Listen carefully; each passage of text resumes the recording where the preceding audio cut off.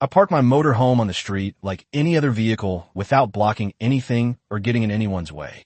But of course, there's always someone who thinks they own the place. This woman, Barbara Wilcox, decided that in her opinion my motor home wasn't a real car and therefore couldn't stay there. So what did she do? She called a tow truck and had my vehicle taken away. The problem?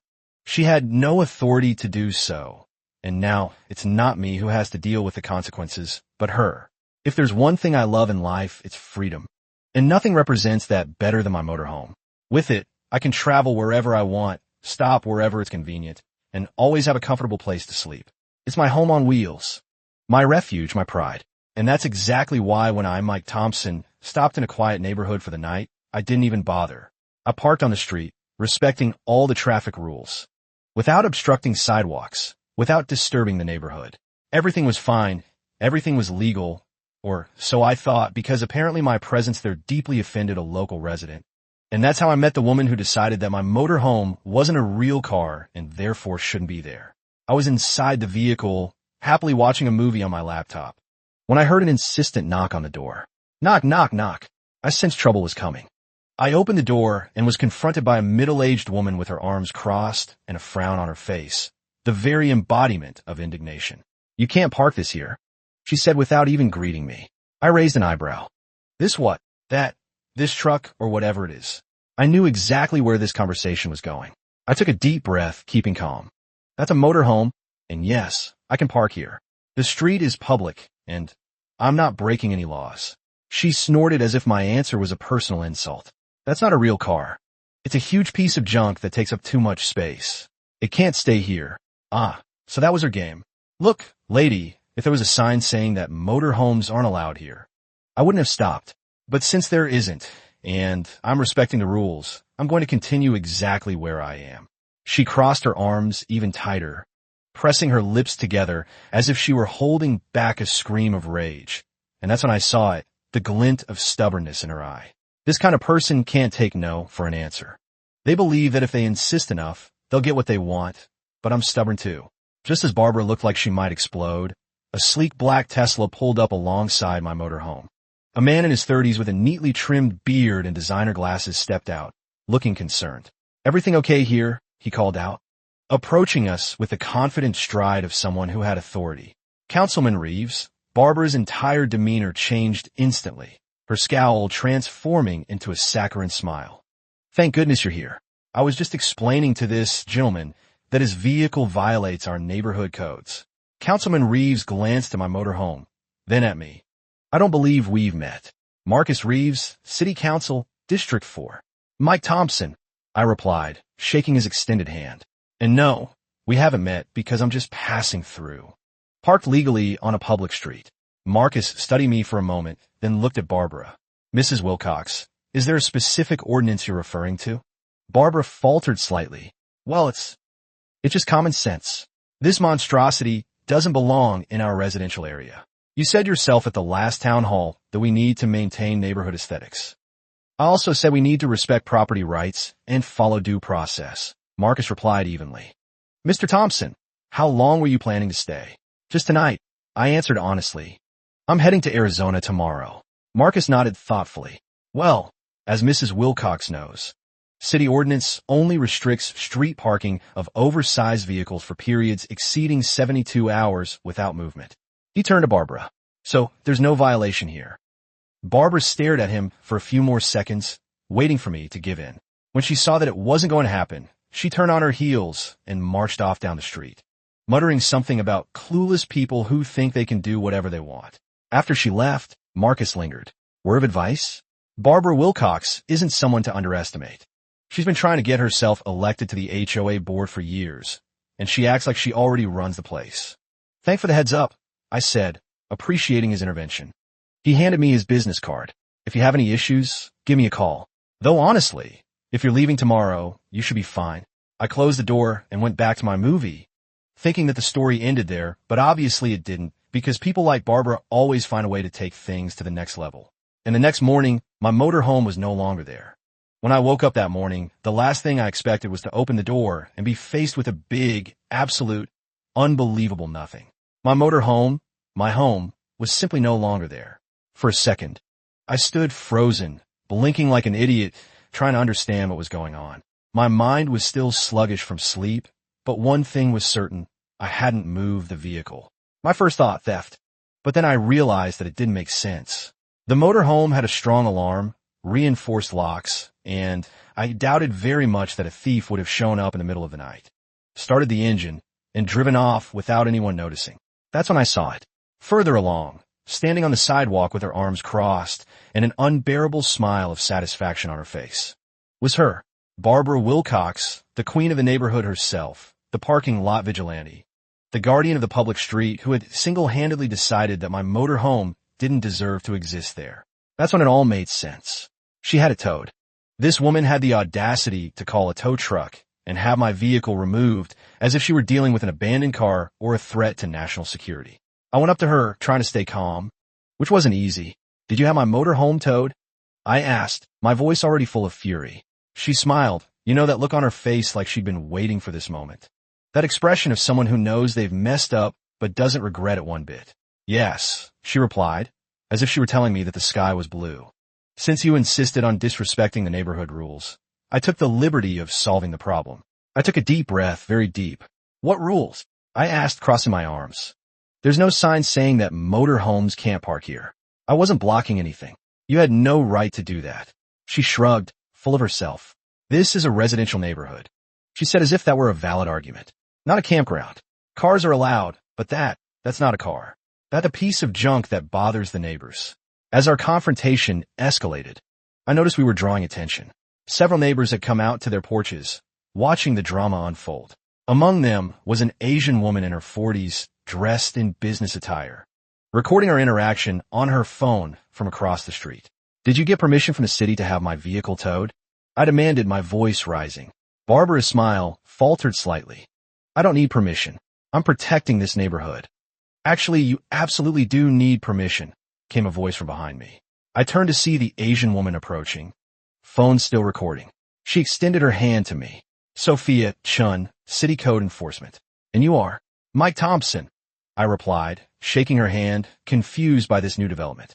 Sophia nodded, then turned to Barbara. "Mrs. Wilcox, we've discussed this before. Private citizens cannot authorize towing from public streets without proper documentation of a violation." Barbara's face flushed.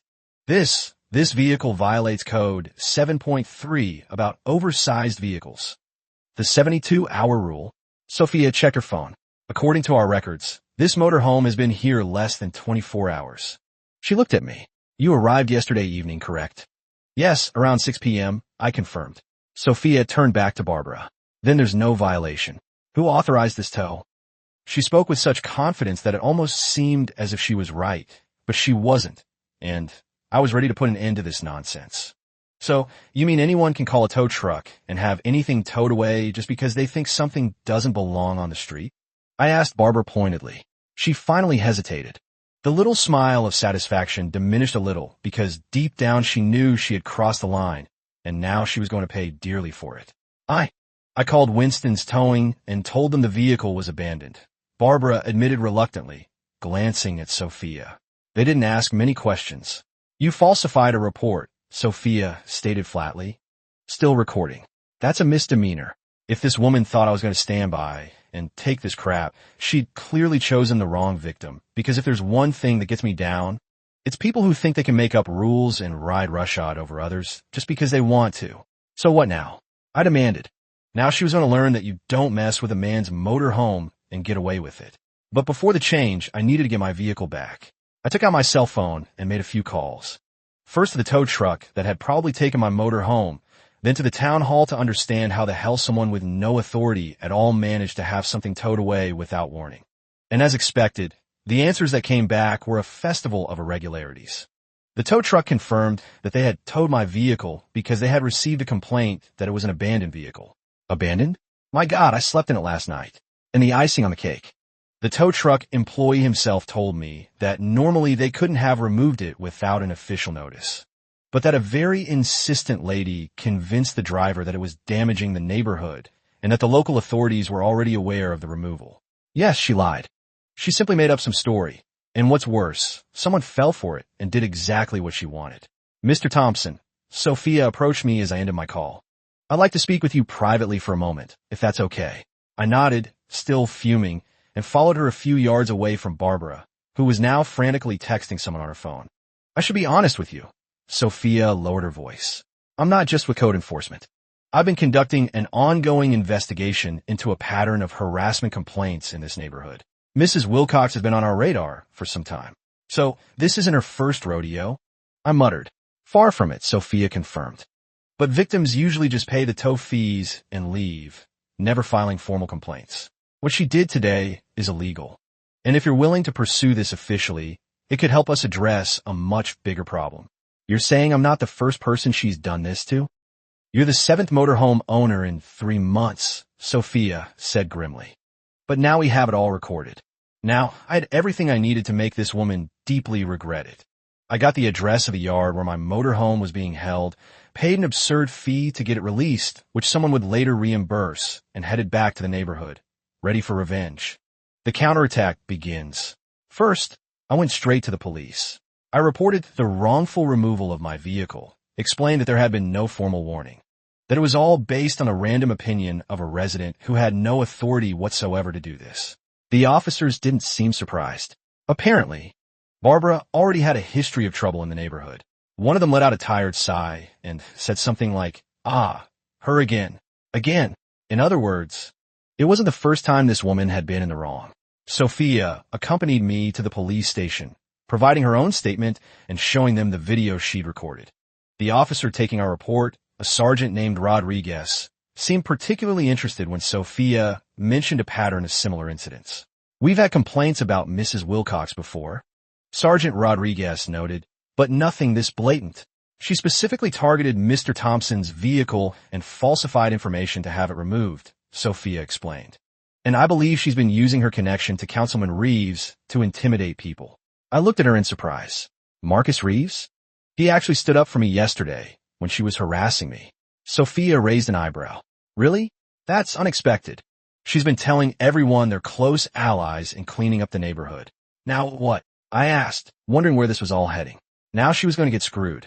I made a point of registering everything formally, because if she thought she was going to get away with it after giving me that kind of damage, she was sorely mistaken. She could be prosecuted. "There's also the matter of the towing company," Sophia added. "They violated several regulations by removing a vehicle without proper documentation. I'll be filing a separate report with the regulatory board." And after the police station, well, now it was time for the fun part, public exposure. I got all the information about what had happened and went straight to the neighborhood Facebook group. Yes, because these places always have one of those groups where people complain about the neighbor's dog, argue about the garbage on the sidewalk, and pretend to be great neighborhood managers.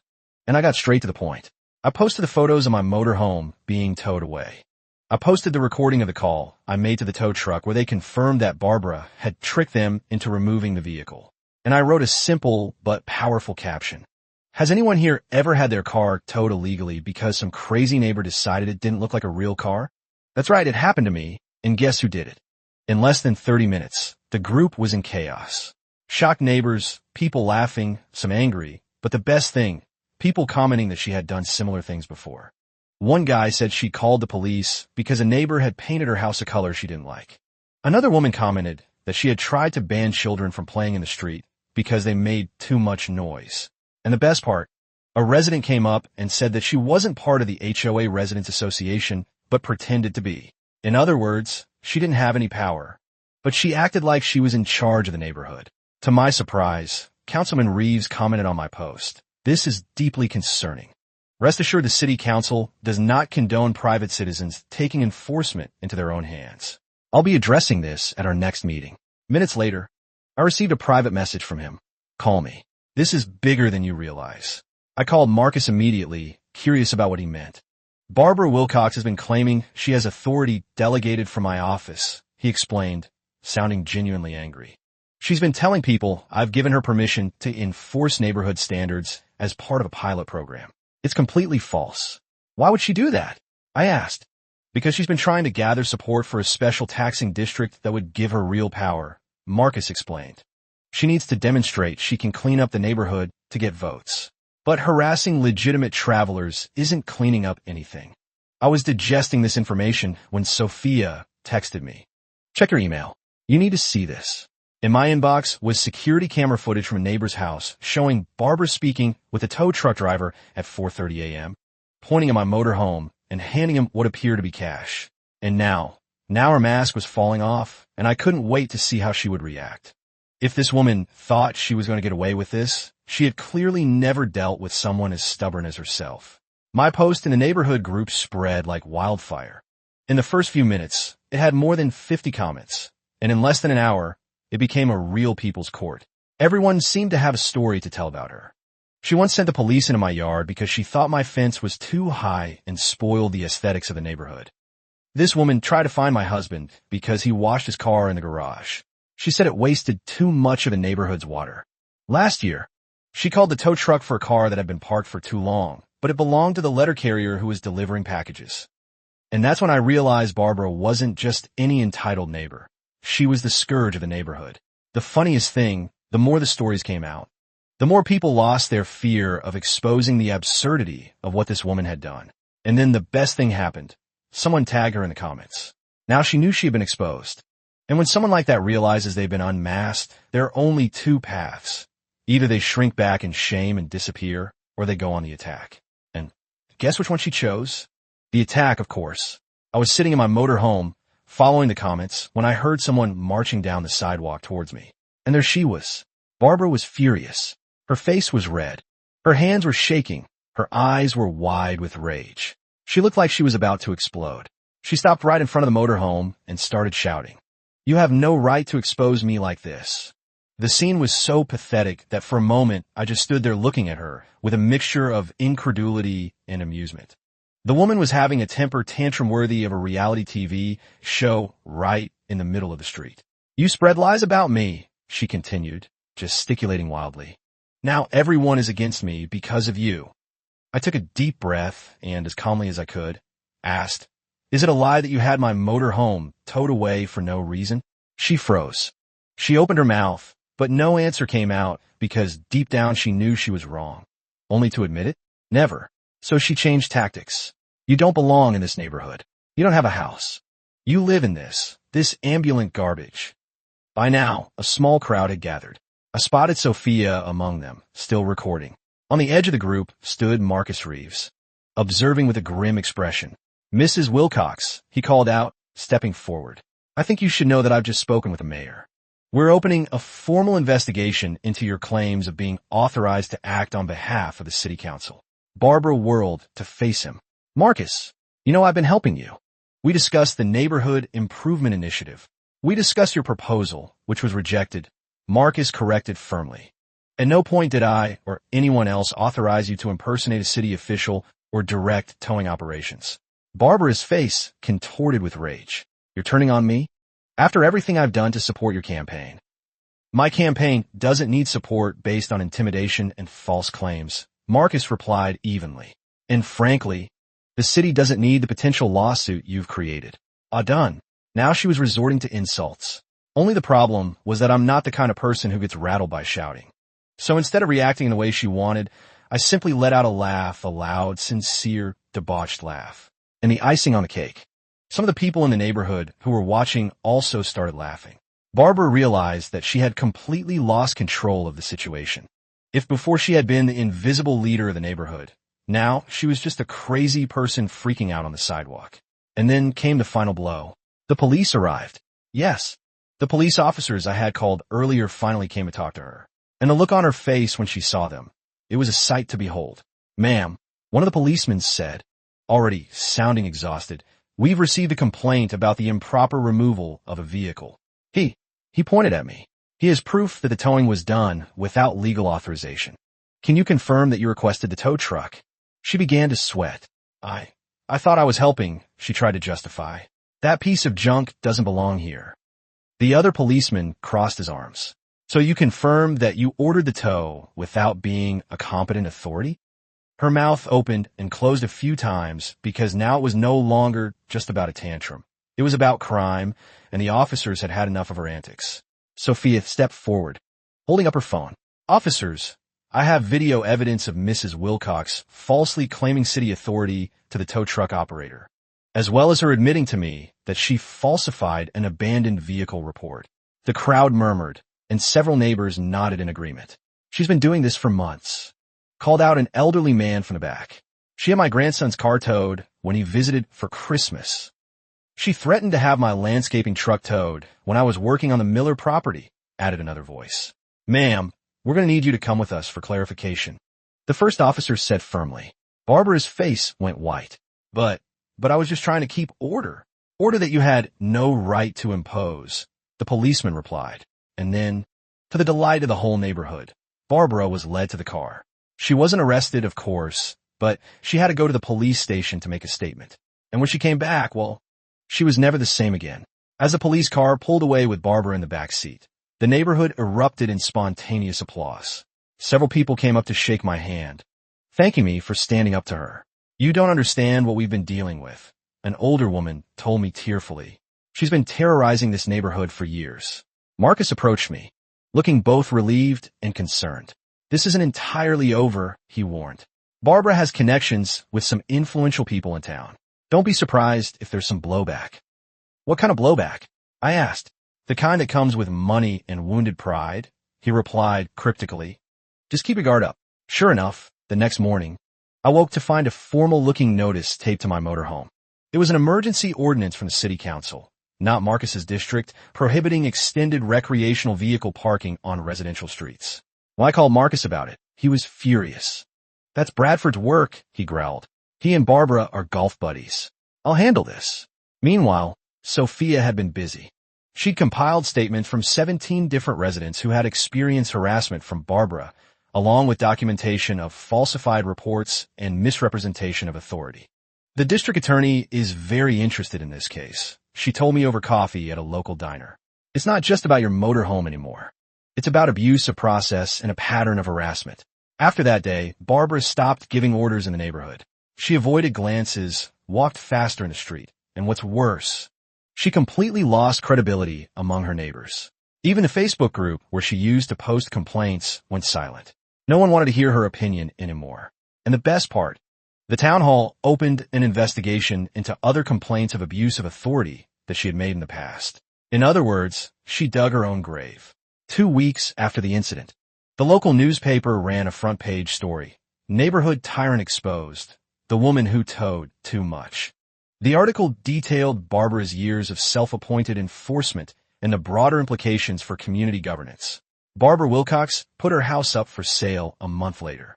The real estate listing described it as a quiet property in a friendly, welcoming neighborhood, an irony not lost on any of us. Sophia Chun was promoted to head of a new city department focused on community mediation and conflict resolution.